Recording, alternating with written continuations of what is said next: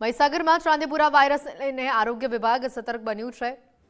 લુણાવાડાના ભલાડા ગામમાં શંકાસ્પદ કેસ સામે આવ્યો। બાળકનો રિપોર્ટ નેગેટિવ આવતા તંત્રને રાહત મળી છે।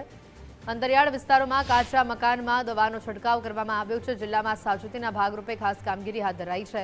પાણીજન્ય રોગોથી બચવા નાગરિકોને સ્વચ્છતા રાખવાની અપીલ કરાઈ છે। મહીસાગર આરોગ્ય તંત્ર દ્વારા સતત દેખરેખ રખાઈ રહી છે।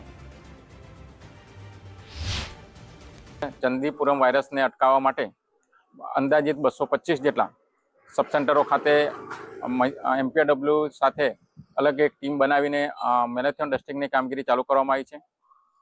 તેમાં હાલમાં મહીસાગર જિલ્લામાં એક શંકાસ્પદ કેસ ધ્યાને આવતા તેઓનું એમ કે સેમ્પલિંગ કરીએ અને લેબોરેટરી કરતા તે નેગેટિવ જાહેર થયેલ છે।